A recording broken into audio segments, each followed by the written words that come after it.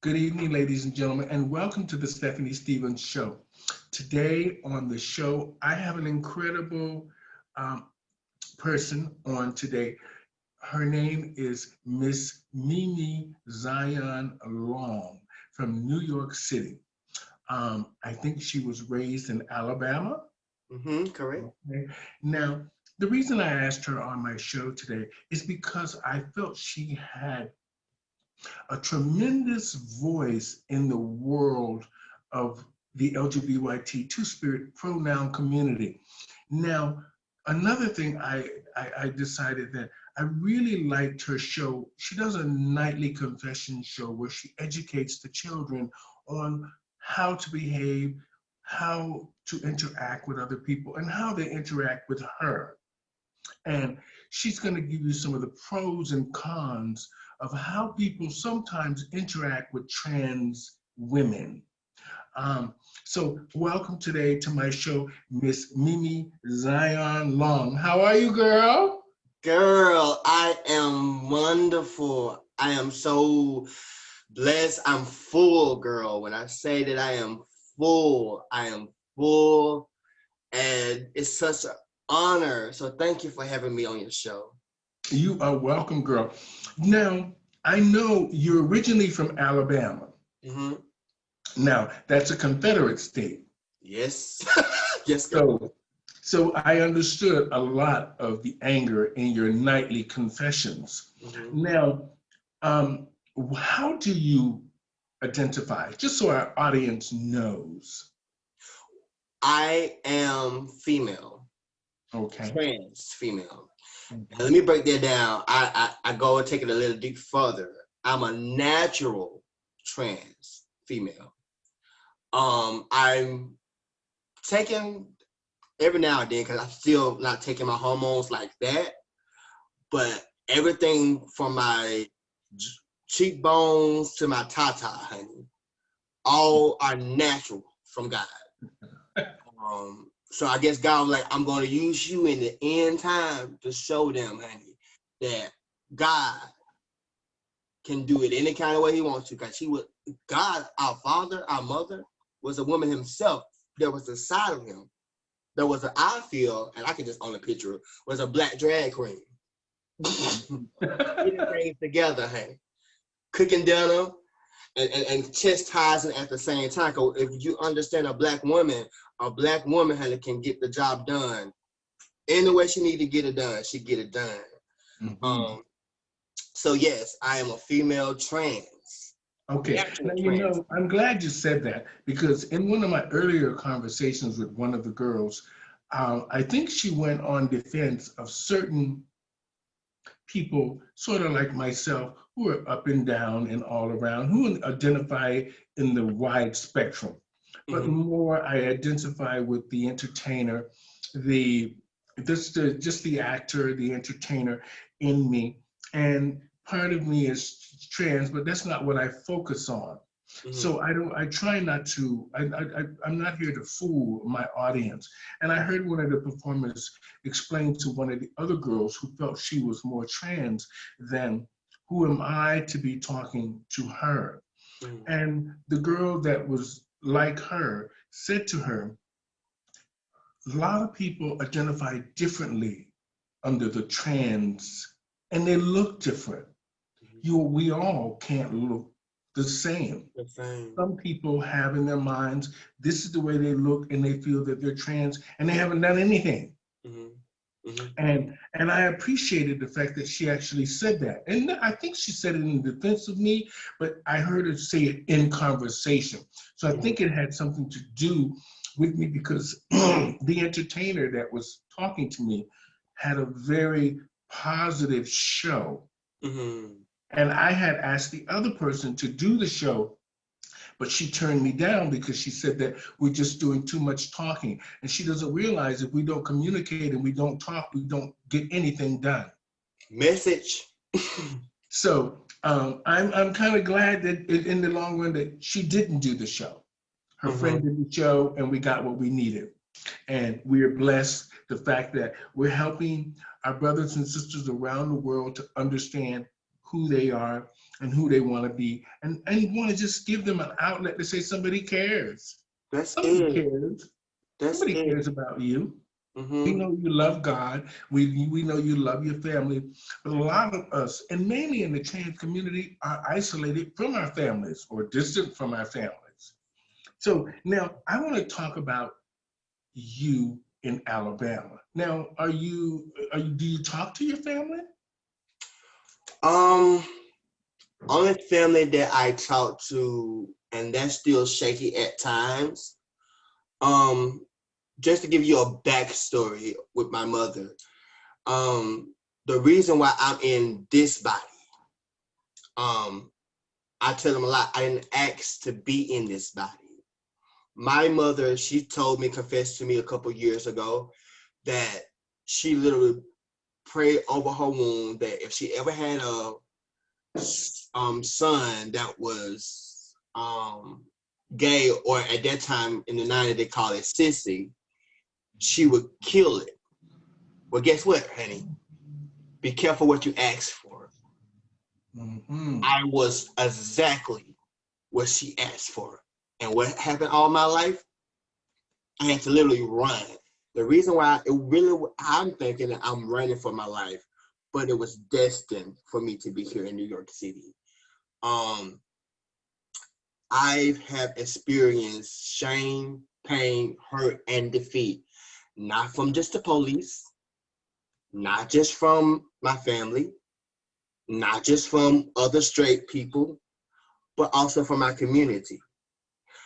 And as I grew on into getting to love the creator who's inside of me, I discovered that, girl, the person that we is fighting is not me fighting you, girl.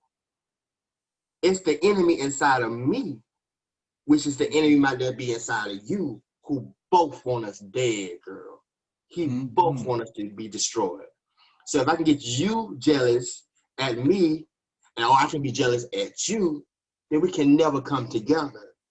And then we are defeated because there's unity when we connect. So I That's don't so have family. that's so true. I've been saying this for years, and it's not a racist thing. It's just something that's real.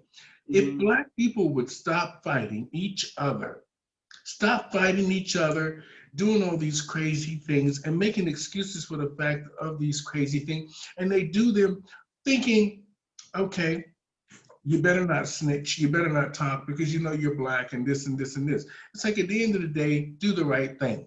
Mm-hmm. And sometimes when you look at us, we when we work together, we are something else. Yes, When we work together, we are something else. There's no stopping us. But yes. these girls don't have a clue, and they say, well, you know, I'm this and I'm that and I'm this. At the end of the day, we're all fighting for the same thing. We all want love, understanding, people to care about us, people to take care of us, we to take care of others. We're here to serve each other. And Each other. that's what life is about. Service, not about you just sitting and having everything and sitting in your house and the other people are out on the road struggling. Mm-hmm. Now, another thing I like, the fact that you come from Alabama. Now, was there a gay trans culture there? Yes. Alabama, Birmingham, I mean, they very strong in that community. A lot of growth has come. That's really never been the problem. The problem that they have, which everybody, is whenever you get a community, whatever community or tribe you from, that tribe, that community is against the next community. But Mm-hmm. honey, we both partying in the same club. We both here. Girl, I'm painting my face right next beside you, honey. Why are you mad? Why are you, honey? I got thrown out of the club, of the Quest Club, and I'm sure it's owned by white supremacy, Mm-hmm. but not once, but twice. And I'm like, why? Because the color of my skin? So it's so much division, but I discovered even when I came to New York City, it's here too. Well, you know, New York I look at New York as a much different place for me. I mean, I look at it as shopping and fashion and just being, you know, having a good time. Mm-hmm. Yeah, but you live there, so you can see what actually Mm-hmm. goes on Mm-hmm. in the dark and in the light and your surroundings. Racism is alive and well in America, and it's It alive is. and well in Canada too. Don't think it's not here. It's just right here, facing me every day. Mm-hmm. Mm-hmm. Now, another thing, I just want to focus a little bit on Alabama for just a minute. Okay. And now, now I know you say your mother didn't want you. Where's your father? My father is deceased. Okay. I was 15, I believe, and he came into my life, and for 4 months, we did have a discussion because I have a gift of prophecy, Mm-hmm. and so I knew that he was going to die. But when I had the dream, I told myself that I was going to spit in his casket because he wasn't in my life and all that stuff. But God made it where I heard from my father the acceptance that he had for me, and he went home to be with the Lord. So yeah, Okay. my father's. Now, okay, I don't want to take you too deep in that because I don't like to dig into too personal. I just want us to I want to connect the dots. This is why I'm focusing on Alabama right now. Mm-hmm, mm-hmm. Now, did you start transitioning in Alabama? No. Well, I started a process of accepting who I am and accepting what the Father, God. Every time when you hear me say the Father or Daddy, that's not my biological, but that's what I call God. Some people call him God. Mm-hmm. He's been my father. This has been a lonely work. I'm getting ready to compile some stories and put in a book, because for the last 3 years, I went on a journey in Birmingham, Alabama, where and I'm glad that God put me on a journey, because my work here in New York City, there's a movement going on around the world, and I'm gonna shift just a little bit if I can. Mm-hmm. But God gave me an understanding of the LGBTQFZ community. The Bible talks about be careful how you treat a stranger, because you can be entertaining an angel. Mm-hmm. That's the reason why we are so talented. That's why we can create things, because we have seen into the spiritual world. Some of the youth don't understand or don't know what's going on. But I didn't understand. I didn't know what was going on. I didn't know why I was being attacked. I didn't know why I was seeing two faces. One time, one person is this way, and the next time they're a whole nother person. I didn't understand that. But then God said, you were sent here, son, daughter, for a time as this, to go into darkness and show light. Mm-hmm. So, yes, ma'am. Okay. Now, a couple of things I want to ask. So, yes, were your mother and father married when he died? No. They were never married. You never had a family structure with the father and the mother in the home? No, my family, my childhood was very toxic. My mother was very religious, and at the same time addicted to painkillers. I used to watch my brother.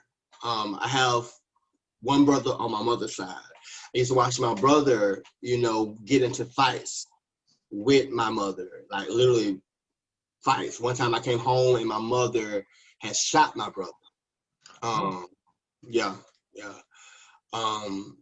But that's another story for another topic, because my mom, her mindset she was very dominant. She was, you know, she tried her best, even though I was already a woman, but Mm-hmm. she tried her best to bring me down as a little weakling. You know what I'm Mm-hmm. saying? Someone that she can control. Mm-hmm. And the reason why my father, I believe, and her wasn't together because she used to try to control him. I remember there was a Yeah. time I came home and she pulled a gun out on my father and Mm. took his check. So yeah, Well, my men don't childhood, like to be dominated. yeah, Men don't like to be dominated in any sense. Once a woman crosses that line with a man, it's the relationship is usually over, and it mm-hmm, doesn't matter. I try to say that with truth, and because we know that it is. Men never like to feel like they are the submissive one in the role. They're not having that kind of thing. mm-hmm. And when a woman sort of becomes dominant over a man, the relationship is finished. Now, you say you have one brother? I do. Okay, so it's just you and your brother. On my mom's side, my dad's side, I have a sister. I mean, two sisters that I know of, and a brother. But my daddy was a Rolling Stone, so I'm Oh, okay. was told that I got many brothers and sisters that I have not met. Okay. So do you get along with the brother that was shot? We do Do not you talk, okay. but I Now, still love him. Yeah. okay. So how long have you lived in New York City? We came right at the beginning of the pandemic. So I only been in New York City now going on probably 9 months now. Okay, now I know being trans women, sometimes we have doctors and psychiatrists and therapists that we need to see. Mm-hmm. Now you're leaving Alabama from a support system, I would think. You had some sort of a support system. No support system? How No. did you make a living? How did How you did I make make a living? Through the a grace of God and okay. working for myself and Okay. God sending me my husband. Okay. Now, when you went to New York City as a trans woman, now have you ever seeked out a doctor or a therapist or people from the different programs? Because I'm sure they have lots of programs for the trans community in New York City. Oh yes, of course. I'm part of. I have a whole team of people that's surrounding me, medical doctors and psychiatrists. Yeah, I have that now here. I have a whole support. I have a whole team here, support system here. I did not have that in Birmingham. No. Okay, I understand. Now, I'm from Florida. I was born in Orlando. I grew up in Fort Lauderdale and Miami, and I moved to Toronto. This is my 32nd year living here. Okay. And I just turned 60 years old, so I think I'm doing okay. But I find now that our community has deteriorated in a real sad way, that everything we built, we fought for, and how connected the trans community was to whether they were connected to the pageants or they were connected to the trans march or to the trans events, anything to do with trans. Like you said, there was a real movement at one time. Now, where do you fit in that movement? Where's your voice in that movement? I'm just a voice in the wilderness, preparing the way for what's to come next. Okay. I'm a deliverer. I'm a healer. My thing, like I spoke to, we had a trans march here in New York City just a couple of days ago, and I spoke to my people, and I said, how long will we keep marching? Don't get me wrong, I am agreeing with the march, but now they're be marching about stuff like where I thought was my son, but that's another story for another day.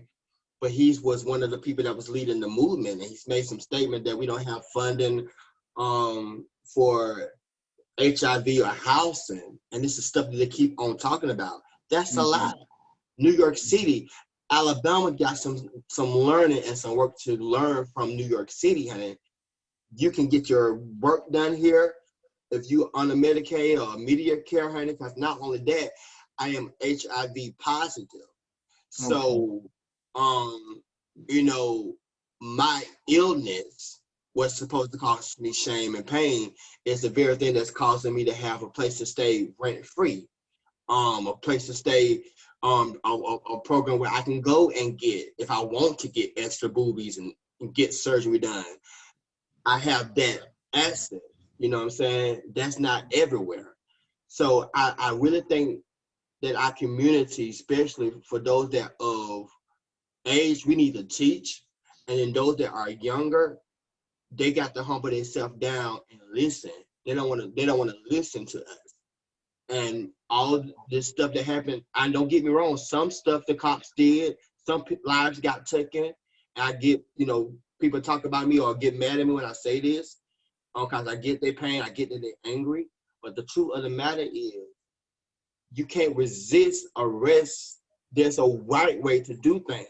And we can't, just because we want people to love us and accept us, we cannot be disrespectful and show them ignorance, craziness, and expect for us to get respected. It don't work that way. So, well, you know, you're smart by saying that. You know, I tried, and you know, a lot of people ask me about why do I speak up and why do I speak for our community. In a sense, it's because I've always done this. I come from this. This is what's in me. Nobody taught me how to do drag. Nobody taught me how to do shows. I never had a drag mother. I never had nobody to teach me how to do business. I know my father did business, so I was able to make a little headway with that. But the girls here kept knocking me down with that, but I kept getting up. And now today I'm doing much better just on my own. God has blessed me. I'm on my second book now. You say you wrote a book, you're writing a book. I'm in the process. So you can help me because I'm in the process. So you can help me because I'm on my second one now. And I now see that, you know, sometimes the trans community can be its own worst enemy. And a lot of the times the girls just do each other wrong because they want that extra show fee, or they want the extra show, or they want people to like them and stuff. Listen, the best performers in the world and the best people that are driven in the world are the people that are usually the people that are the most difficult to deal with. Because they're the ones. I'm going to give you a fun fact. So before I start doing makeup on myself, well, of course, in the process of me doing my ministry, I'll run away from home and do shows or whatnot. I would, you know, put on my mom or grandmother old fried up wig, honey, and sneak out the house and run away and get to the club to get to the stage, honey, because I just wanted to perform. I just felt that. Well, since I couldn't really be myself in church, the next outlet, and which is a lot of outlet for a lot of mimers, they would paint their face, honey, and worship God.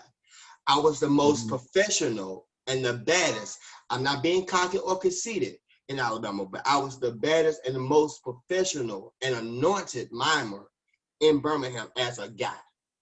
But then when I figured it out, there was a greater platform that he had for me, but I allowed the opinions of others, the pastors. I'm good enough to give you your water. I'm good enough to sing in your choir. I'm even good enough to dance on your stage.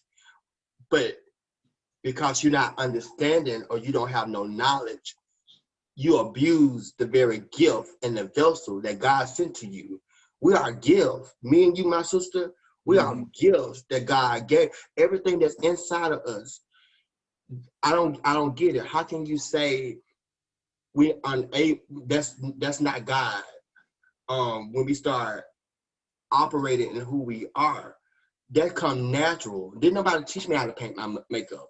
This right here, I couldn't have because of jealousy, I couldn't have a mother to be, I don't have a mother now to take me through this process as I go through the hormones and what's to come next. I just research, I pray, and it just come natural. So, Okay. Yeah. Now, Another thing is I really like the fact that you're honest about Mhm. all of this. And Mhm. I'm that way, but sometimes when you're in the media, you have to tiptoe around a little bit. I try not to, but let's go back to the church. Okay. Now, everything is always good with the church when you're contributing, when you're donating, when you're mowing the yards, when you're making the food for the after the congregation, you're singing in the Doing the choir. decoration for the appreciation. Mm-hmm. Mm-hmm. You're doing all these things, and at the end of the day, they chastise you because they feel like marriage or the sanctimony of marriage should be kept in place because that's what they come from. Mm-hmm. And when you look at the example of the American churches, look how oppressed Black people have been for decades. Mm-hmm. If it wasn't for just the faith in God, they would not have the little bit that even they have today. Mm-hmm. Now, you being a trans woman, Mm-hmm. how do you feel about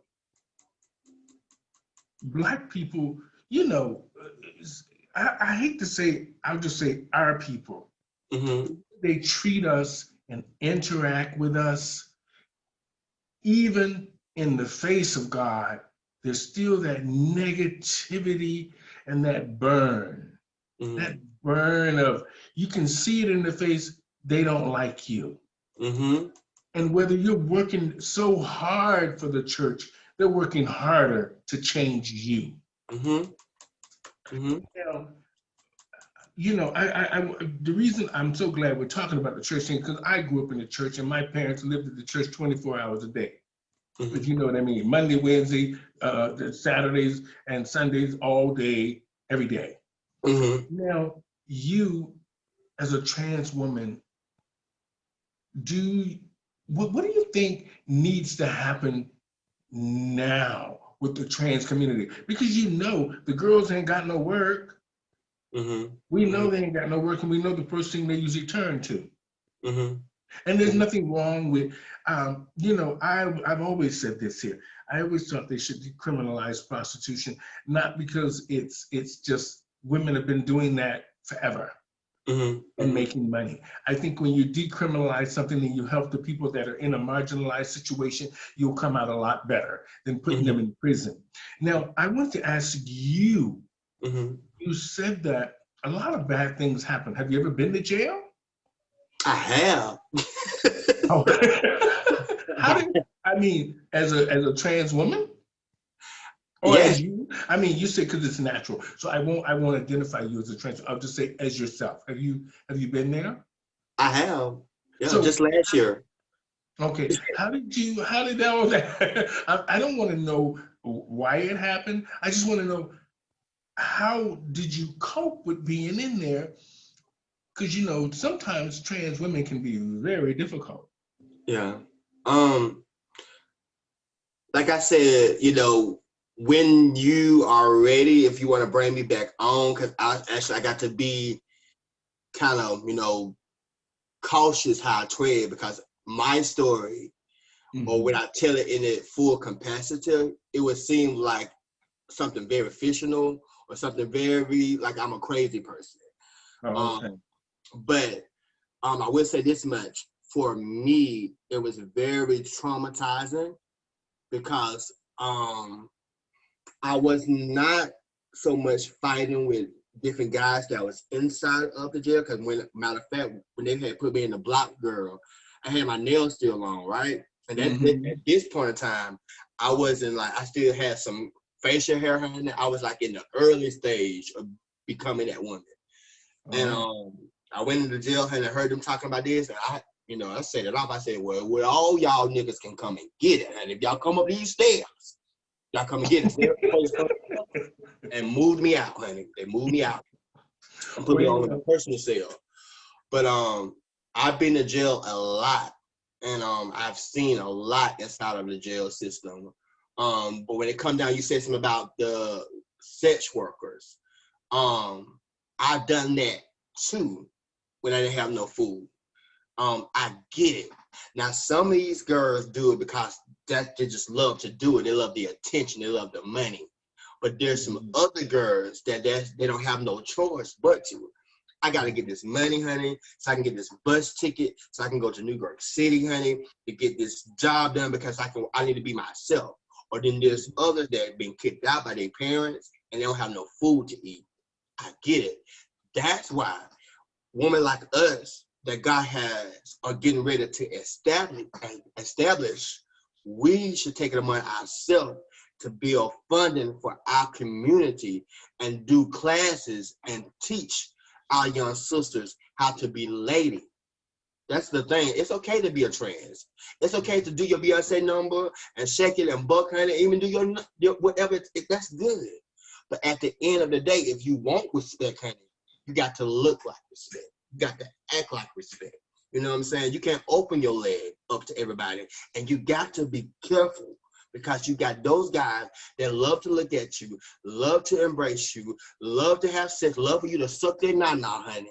And at the end of the day, honey, when they get through and they come to reality, they want to take your life. Because now they're looking at them. And they're afraid to be them.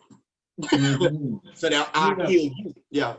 You know, I'm glad you said all that I was expecting, and I'm grateful for that because it just made sense. And you know, I was gonna tap a little bit onto the trans murders. Now, because for me, I was talking to Desiree de Mornay. I don't know if you know her, but I was talking to her, and she explained to me, because I kept asking her, why are these girls keep getting murdered? The trans women, and mainly the black ones. Mainly the black ones. And I understand that, you know, I'm from the States. I understand that I've seen the girls when they're in their highest form and when they're in their lowest form. And I know sometimes they do desperate things. But for me, it doesn't make any sense, meaning for a man to come into your home, take your life just because you had sex with him. It's not right. I don't understand that because it doesn't make any sense. Now, I try to ask, why is it that the girls don't fight back? Why is it that they trust these boys, you know, that they know? Because we all know, our gut instinct always tells us if something's wrong. Doesn't matter where it is, your gut instinct tells you when there's something wrong about a person you're interacting with. Now, when I asked her about, because I wanted to talk about those girls in Puerto Rico, in 1 week, 4 girls dead. Now, that's not just murder. That's something more than murder. And how is it that these girls didn't fight back? How did they let their guards down? Because these are black girls, so I know that the majority of them, black or Latino, they grew up fighting. And yet, still to this day, you have very few of these culprits caught. Now, you know, New York City saw a rash of trans murders for a while there. You know that. Exactly. And you know, I have lots of friends there, Miss Hedda Lettuce and Candace Kane, and a few other the girls that live there. I used to hang out with all the time. And I try to talk to them, and you know, the girls don't want to talk about the murders, but we need to talk about what's happening and why is it that the murders generally are by black men. What do you think the problem is? Most of the black trans women have been murdered by black trans men and young men. They say between the ages of 16 and 35. Because I'm going to say it's really mental on both parts.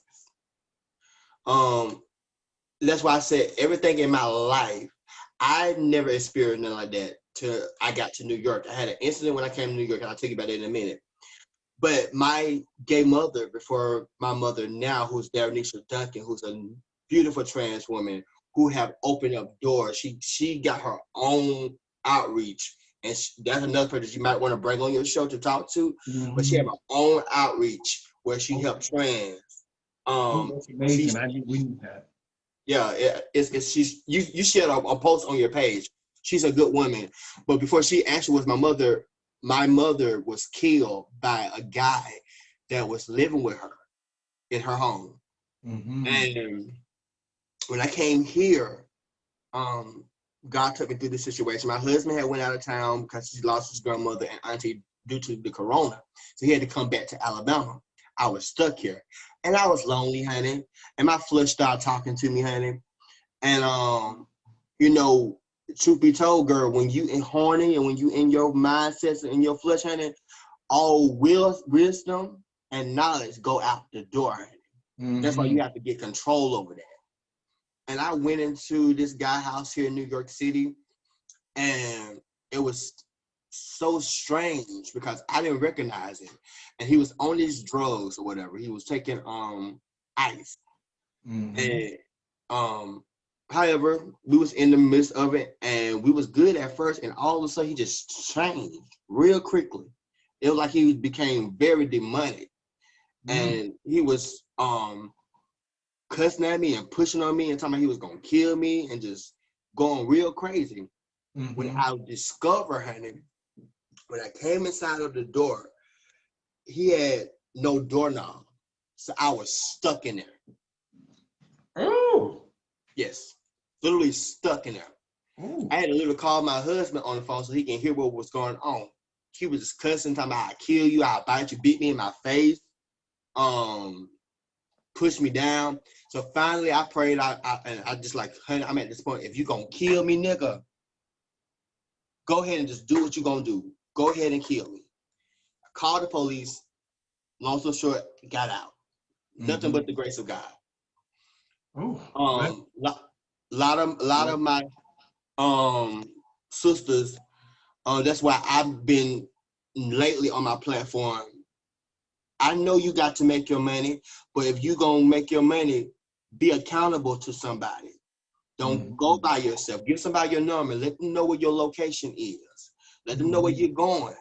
I can't tell you how to live your life, girl, but be smart. Have conversation because you can pick the crazy ones, honey. Oh yeah. You can pick the crazy one. You're Mm-hmm. not gonna I don't know your name, you're not gonna send me no picture. Well, we can't meet. Point Mm-hmm. blank period. And Mm-hmm. then if That's we can't have right. no conversations before prior to me coming to wherever you got me to come to meet you, Mm-hmm. I'm not coming. Hello. Now, what programs do you take part in New York City? Let's just say if the girls are living in New York City and somebody's watching the program and they don't know how to find people like themselves. What programs do you say they should reach out to? Who do you think they should Um, reach out to? Trans United is good. Trans with art for arts is good. And what I'm getting ready to launch here in New York City, the House of Plenty and the House of Unity is coming together.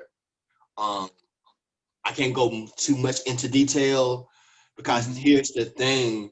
It's like I said, New York is full of different organizations, but you got to do your research. There's stuff that's happening, and this is the thing I go to deep further. God is taking care of those that been abandoned and hurt in the LGBT community. If you his. Mm-hmm. Now, if you're still bitter and still mad and still let the devil use you, because the truth of the matter is, in church you got devils and angels. In the gay community you got devils and angels. And in the straight community you got devils and angels. It's this world is two-sided, but you just make sure what side you're on. Are you on the right side? But Yeah. it's Another thing. places, resources. That that's great. Now, it's good that you speak so eloquently. I like the way you speak, and I like the fact that you just say it the way it is, and you're making your point very clear. Now, you know, we've all made mistakes Mhm. and we can't fault everybody. But like you said, with the Black Lives Matters now and the pandemic, maybe we are now we're forced to learn. Before we used to say, oh, let's start talking. Now we're forced to talk to each other because Mhm. we realize now that we need each other. Mhm. And the more, because this virus is something bigger is coming. Mhm. And we might not be as prepared as we thought we were. Mhm. Because somewhere along the line, the government or just in society itself, we got caught with our pants down.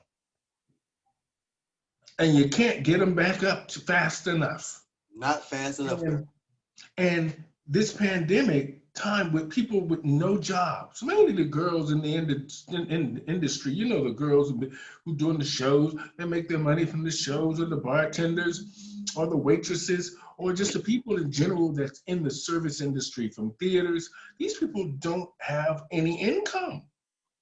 And Mhm. you live in New York City, one of the most expensive places in the world. And Mhm. now Toronto is just more ridiculous. Mhm. And but you know, I just want to say, you know, it was fabulous to meet you, um, Mimi, and I'm glad Also, that you're doing okay now because you mhm. made a move from something that was negative in your life to something more positive. You're in a better relationship. You're in a relationship that a lot of the girls don't have. They don't have that man that cares about them or that support system around them, or just the fact that you have a good mind frame that you want better and you want to do better and you want to see the other girls do better, but you also want to remind them of the scars and the hurt that they've done to their own sisters and brothers and people in their community, Mhm. because scars go deep. It does. I'm And reading a book now that's very good. I haven't. Well, I'm not reading it yet, but I have access to a book. Um, mhm, it's called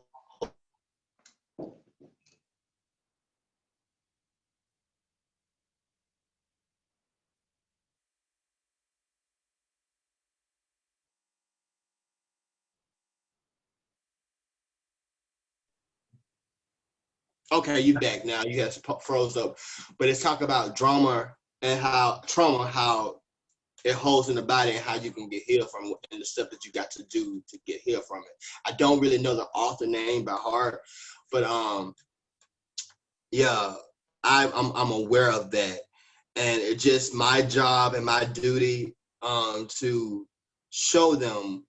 We need some examples now because a lot of people that's got the microphone in their hand, you're not leading by example. You speaking to us. You're telling us. But girl, you're not leading by example.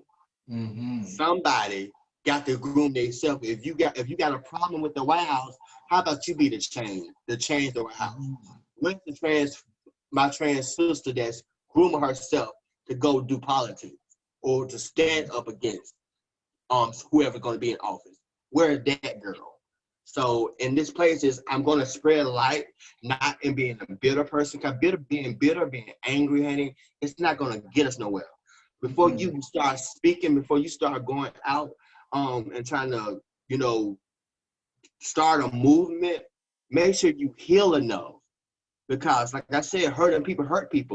And yes, I do have a good man, but I put him through hell, honey, purity mhm, hell. He went through places that he should never ever been to. You know what I'm saying? I mhm, kept his life in jeopardy.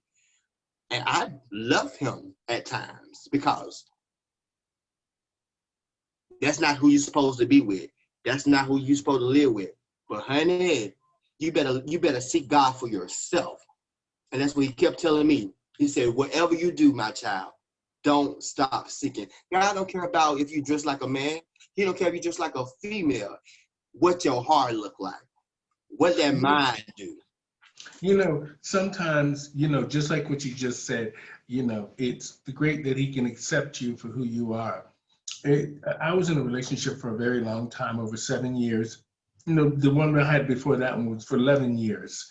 And And they both were very good to me. It's just that my career was more important to me. And I don't want to hold up people's lives, because of what I want.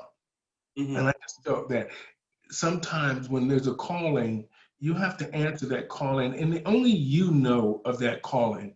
And you've been fighting it your whole life, and you know how and what you want and the way to get it. And I'm not a selfish person, but I can be very direct when it comes to making sure that my voice is heard. And I'm glad that you are doing the nightly confessions because you're doing a great job. Thank you. And, I want to just say this here. I'm glad I got to meet you, Mimi, and I hope you can connect me with your other friend there from the Resource Center, and the Trans Alliance and all of this stuff. We have to start making our platforms about what matters. And at the end of the day, we can dress it up, but when we undress it is where we need all the help.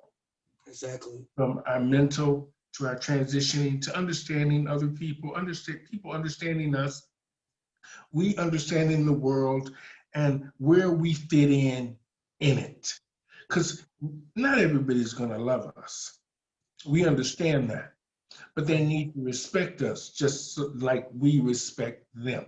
Exactly. And on that note, Mimi, I just want to say, girl, I take my wig off to you. Yeah. You were honest and candid. I mean, for you to admit that you were in jail many times, a lot of the girls, I asked them to talk about these things. They didn't want to talk about them. And when we're brave and we face things head on, is how you win, how you educate, how you help others. And I'm glad I met you.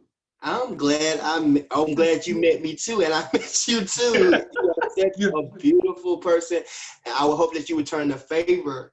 Because not only do I do nightly confessions, but I also do a talk show in the morning time called Kingdom Chat. And that's how, I just go deep into the spiritual world of things, and I would love for you to be my guest. So I would love to. Just message me and let me know. I would love to come on and we can get it going. I'm all about education and I'm all about helping a system. Yes. So, and this is from my heart. I don't want anything in return. I don't need anything. God has blessed me. I'm alive. You look blessed, girl. You look blessed. You look highly favored. Thank you, Mama. And now, I'm just going to, in closing, I just want to say this to my audience. I want to thank you guys for joining us here today on the Stephanie Stevens Show. Like I said, I'm Stephanie Stevens, and I was your host for the last 30, 35, 45 minutes, however long it was. And today I had Nimian Long, originally from Alabama, but now resides in New York City, talking about just real life, the church, men, behaviors, the LGBT, two-spirit pronoun community, the issues that face us that are coming up, some issues we haven't faced at all, some of the issues that we need to bring more light to.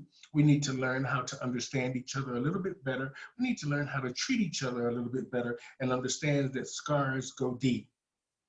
Now, on that note, we're going to say good night to Mimi Long. Thank you, girls, so much for doing the show. Mimi Zion Long. I'm honored. Thank you, baby. Great name. And we will have this conversation again. And to my audience out there, check Mimi out. What days are you on? I'm on Monday through Friday. Normally I come on just when you see the live feed on the morning time. That's my girl. That's me coming on, honey. And on the evening time, like around 9 o'clock, 11 o'clock, that's the nightly confession. And on Friday, we do couple confession with me and my husband. Okay. And on that note, thank you everybody for joining us here on the Stephanie Stevens Show. Miss Mimi Zion Long, thank you, girl. Have a great weekend. It's Thanksgiving in Canada, so happy Columbus Day in America. Thank you. All right. See you later. See you later, sweetheart.